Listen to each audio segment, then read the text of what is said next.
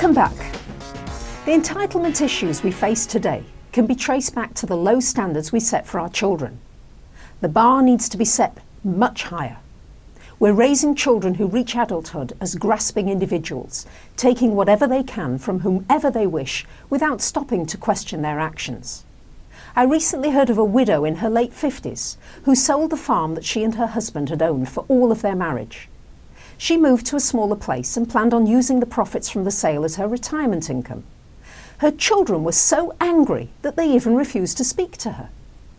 They felt that the money from the sale was their inheritance and it should go to them.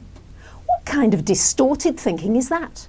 She and her husband had worked the farm, had put in their life's energy into that farm, and she had every right to sell it and do whatever she wished with the money she'd received from it. Her adult children were living their own lives, earning their own money and not supporting her. They weren't entitled to one single cent, yet they're trying to make her feel guilty for taking what she so rightfully earned. In the United States, they've been conducting surveys among middle management to upper management employees who were laid off when their companies downsized. There seems to be a growing trend among these people to try for a few months to find other employment, but then shortly afterwards they give up and stop looking because they cannot find a job that pays them the same kind of money. What we see happening to these people is that they empty out their retirement funds, their pensions, their savings accounts, their family's savings accounts, and mortgage their houses to the hilt. They've decided not to look for a job. If they cannot get the same kind of money they've been making, they're choosing to go on unemployment for however long it lasts and to live off everybody else. Some of them are sending their spouses to work at menial jobs. Others are collecting food stamps and welfare, and this number is growing rapidly. And these are people who are able-bodied and capable of working, but who choose not to, and society is supporting them. You don't have to look further than this to see how a country's economic crisis is irrevocably tied to the entitlement issues of its populace. A couple of years ago, I heard of a teenager who asked her father for a car after she got her license. Her parents were divorced and her father was trying to compensate for not being in the house as a full-time dad. He didn't have much money, but he bought her a new Volkswagen. She was so angry that he hadn't bought her a luxury car that she deliberately rammed her car into a stone wall and practically demolished it. Her father couldn't even claim on the insurance because it was deliberate. He ended up buying her a used car so that she'd have transportation. Now this father, well-meaning as he probably thought he was, only contributed to his daughter's sense of entitlement. Had I been that child's parent, I would never have bought her a replacement car, and I would have had her go out and get a job and pay back, each week from her salary, every penny of the amount of the new car that she'd been given.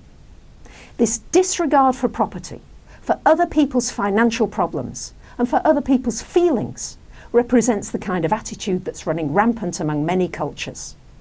When parents accept this kind of behaviour from their children, they're setting their children up for failure as adults. And of course, this plays right into the failure of the economy of countries around the world. How can we expect our politicians, our bankers, our financial institutions and our corporations to exhibit more accountability than we expect from our own children? Many children, single and married, move back home into their parents' home because they cannot afford to make it on their own. At what point does a parent know that a child must learn to survive on their own and stop taking money from their parents?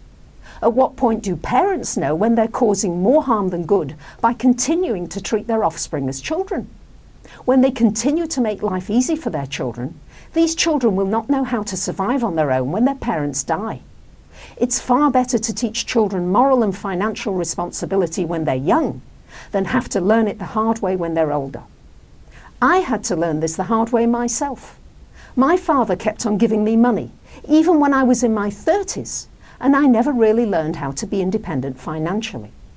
It took me telling him that I didn't need his help, even when I really did at the time, and then I learned how to stand on my own 2 feet and how to manage and earn my money effectively.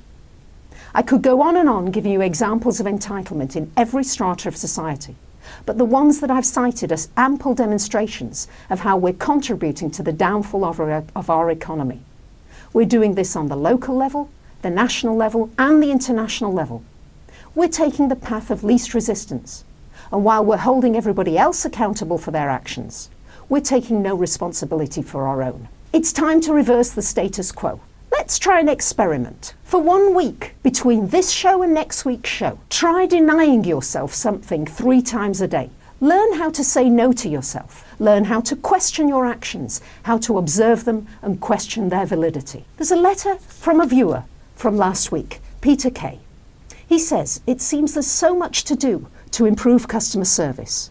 What would be your most important tip to get started? Thank you, Peter, for your letter. I would start with customer service training. It's vital to know how to listen to your customers and how to respond in a favourable way as quickly as possible. An air of cooperation and helpfulness is very important in dealing with your customers. And if you try to resolve problems quickly, your business cannot fail. If any of you viewers have an issue you'd like me to address, please contact CTV 03 377 7033, email inquiries@ctv.co.nz or write to 249 Madras Street in Christchurch. Next week, we're going to talk about credit card debt, how we make our purchases, how we pay for them, and how we think of our costs at the time of purchase. See you next week.